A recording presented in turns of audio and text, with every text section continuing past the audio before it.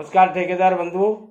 Tender भरने से पहले ध्यान देने योग्य बातें मैं आपको बता रहा हूं, इसलिए आप पूरा वीडियो शुरू से लेकर अंत तक जरूर देखिएगा। सज्जनों, आपको पहला ध्यान देना है कि क्या आप दिए गए समय के अंदर वर्क कंप्लीट कर देंगे क्या। सज्जनों, कई बार टाइम पीरियड डिपार्टमेंट को जल्दी होती है, इसलिए बहुत ही शॉर्ट दिया जाता है और उस शॉर्ट टाइम में आप इस काम को पूरा कर देंगे क्या। यदि नहीं कर पाएंगे तो आपके पेनल्टी लगेगी और काम प्रॉफिट की बजाय लॉस में आ जाएगा। ये आप हमेशा ध्यान रखिएगा। और इसके बाद में है कि नियत समय पर काम पूरा करने हेतु जो फंड्स की अवेलेबिलिटी आपको चाहिए वो आपके पास अभी है या नहीं है। टेंडर तो आपने भर दिया, वर्क ऑर्डर वो परसों दे देंगे आपको। अब आपको काम शुरू करना है और उसके लिए पैसे चाहिए।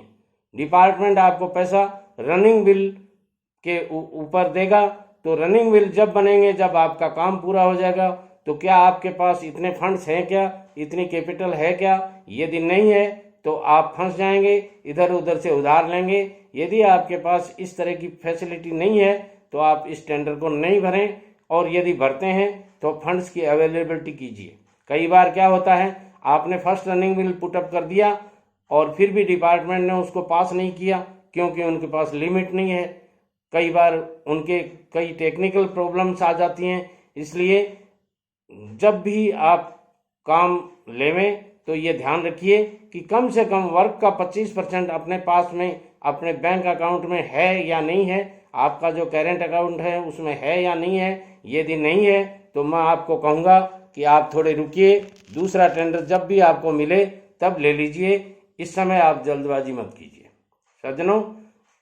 और साइट पर किसी तरह का रास्ते आदि के कारण भी कई बार स्टे आ जाता है, कई बार टाइम ज़्यादा लग जाता है डिसीजन लेने में।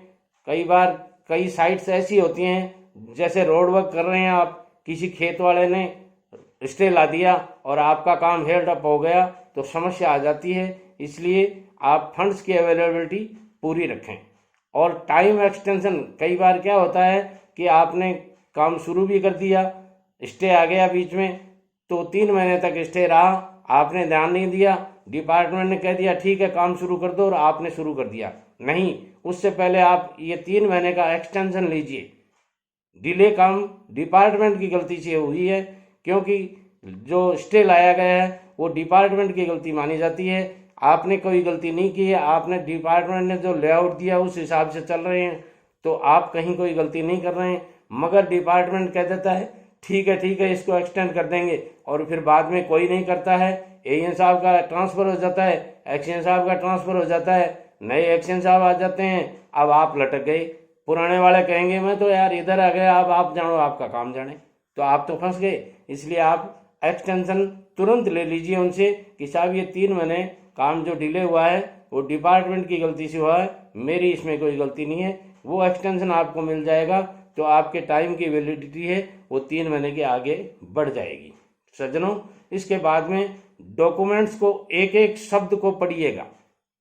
जो भी टेंडर आपने डॉक्यूमेंट्स में, जो भी टेंडर डॉक्यूमेंट्स में जो भी लिखा गया है, ऐसा नहीं कि इतने पोथी को कौन पढ़े, ऐसा नहीं दबा दब दस्तखत कर दिए।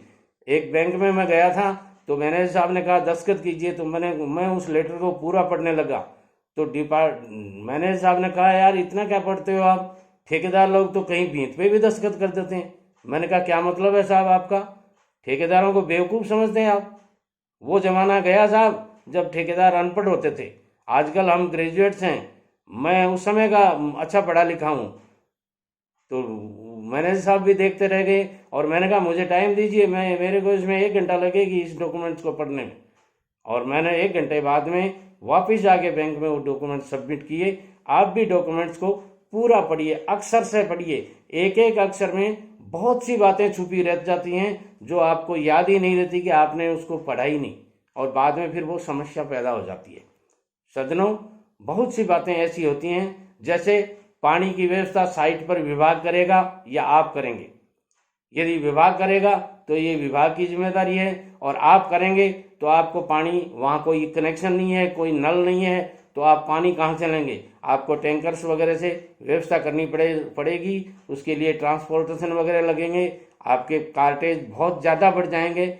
इसी तरह लाइट की व्यवस्था डिपार्टमेंट करेगा या आप करेंगे? यदि लाइट की व्यवस्था डिपार्टमेंट के पास नहीं है तो आपको जनरेटर वगैरह लगाने पड़ेंगे और आपके खर्चे बढ़ जाएंगे।